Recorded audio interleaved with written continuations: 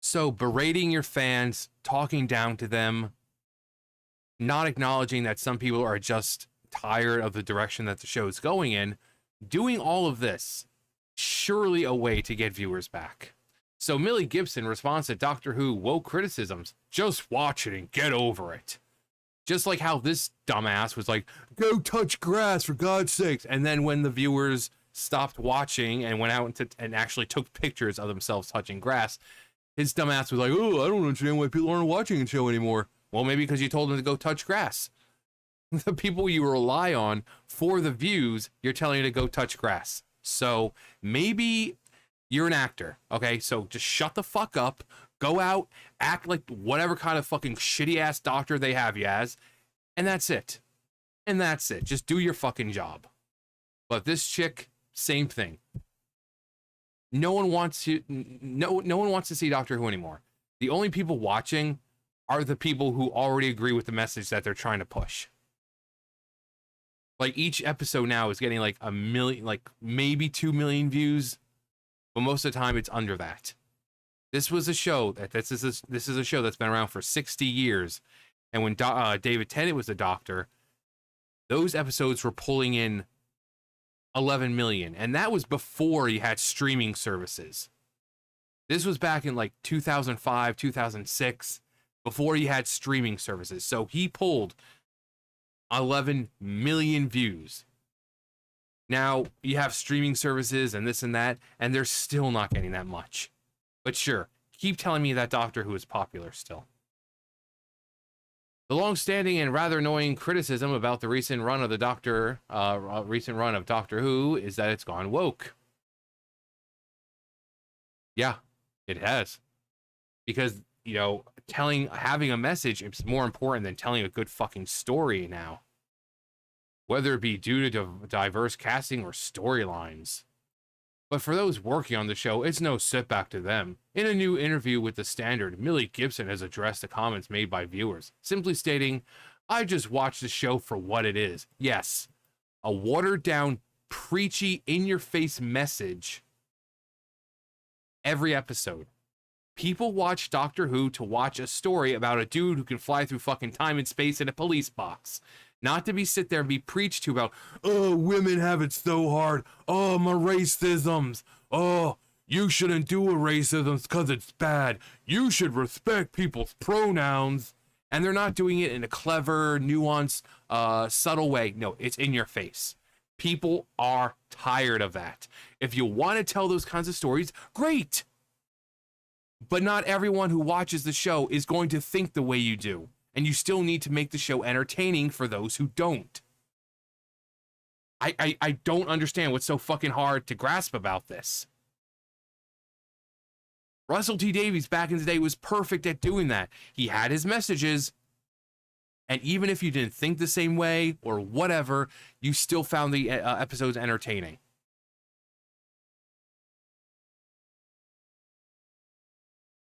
Like I said, he used to, like... Okay, so here's all the Russell T Davies Doctor Who episodes ranked. Now, I don't care about the rank, but you're going to see a lot of episodes in here and see that these episodes are superior compared to the new stuff. That these new episodes just pale in comparison. Completely pale in comparison. So we got Love and Monsters, Tooth and Claw, which is pretty cool, like werewolves and all that stuff. Planet of the Dead. The Long Game, we got Simon Pegg, great actor. Voyage of the Dam, Astrid, Kylie Minogue. Her death, devastating. Even though she was just like a side character for the episode, it hit you. It hit you because how well written she was. You don't get that now with Doctor Who. New Earth, Gridlock, one of my favorite episodes, being introduced to the face of Bo. Great episode. Aliens of London, World War III, The End of the World. Awesome moment. I think if I recall, this was Rose getting to see the end of planet Earth.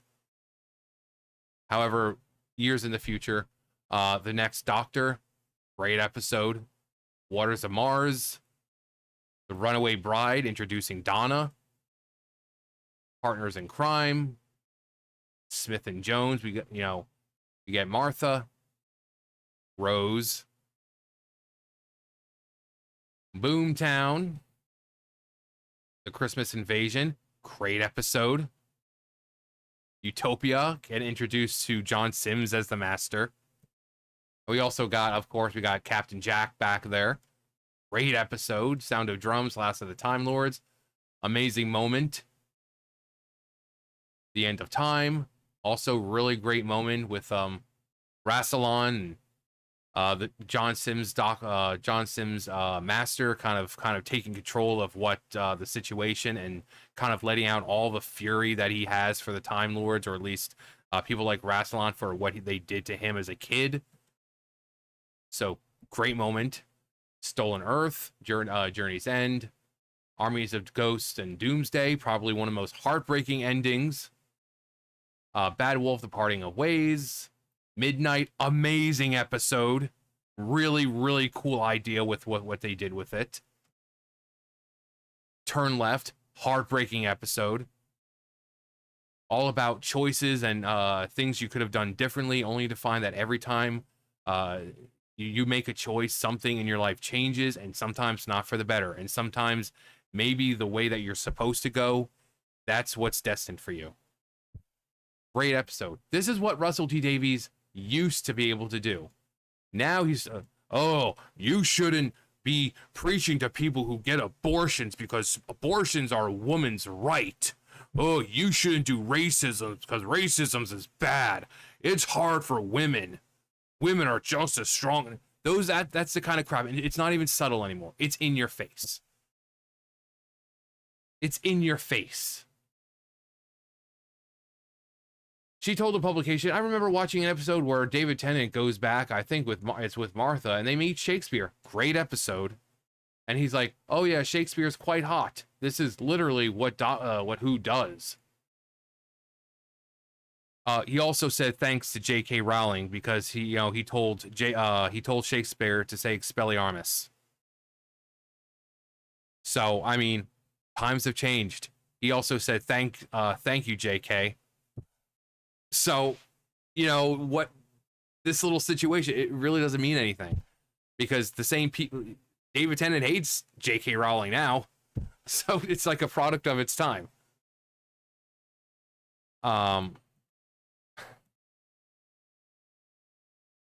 I think it's because of the world, the way the world is. They're making jabs at anything that's relating to this. It's not really necessary. The show is pure and beautiful, and is literally about two best friends traveling the universe, despite the fact that they constantly stay on Earth now. And so just watch it and get over it somewhat.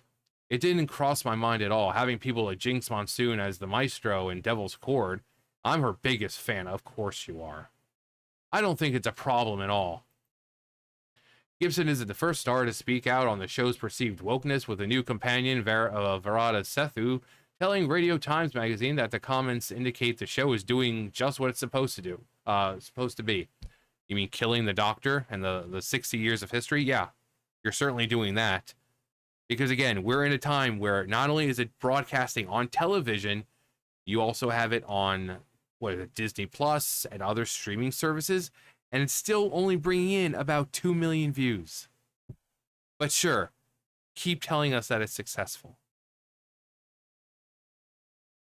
There's been a couple of Dr. Woke references or whatever, but I think we're just doing the right thing if we're getting comments like that. She added, woke just means inclusive, progressive, and that you care about something. It's okay to care about something, but when you sacrifice storytelling to push a message, that's when you have a problem. People are tired of the forced in-your-face messages. Again, Russell T Davies used to be able to do amazing fucking episodes. Now he sacrificed good storytelling for in-your-face messages. So no one cares about the message being told, but they're doing it in a terrible fucking way. It's as simple as that. Showrunner Russell T Davies always also addressed the criticisms during an appearance on BBC Radio 2 show Doctor Who 20 Secrets from 20 Years, explaining he had no time for reactions from online warriors. someone always brings up a matter of diversity, and there are online warriors accusing us of diversity and wokeness and involving messages and issues. I have no time for this. I don't have a second to bear. Just because what you might call diversity, I just call an open door.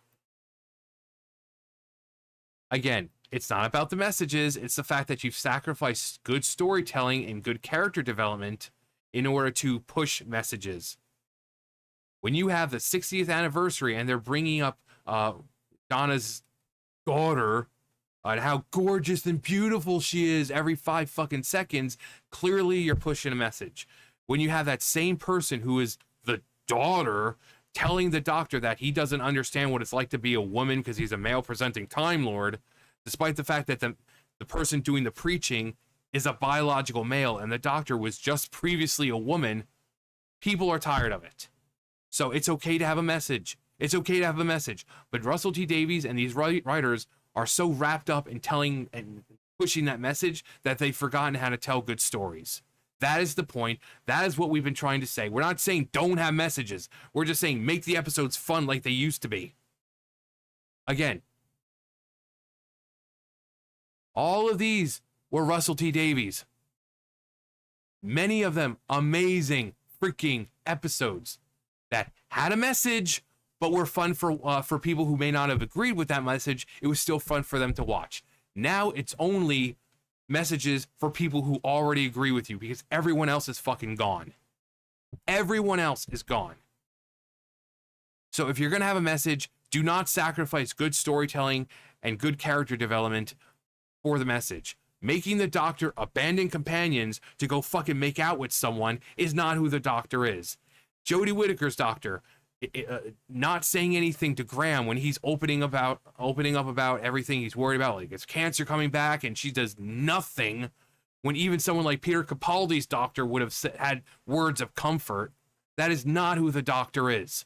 These people are destroying 60 fucking years of history to push their fucking messages. But sure, keep telling me that the show's popular.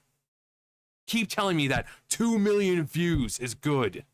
In an age where we have streaming services. When David Tennant was the doctor, 11 million views, no streaming services at all. There's no Disney Plus, there's no Netflix, there's no Hulu, there's none of this. Okay, so don't fucking sit here and tell me the show's still popular, because it's not. You can have your messages, just write them better, and stop being so fucking preachy. That's all you gotta do. But what do we know? That's going to do it for me. You guys know the drill. I'll see you guys later. Bye, guys.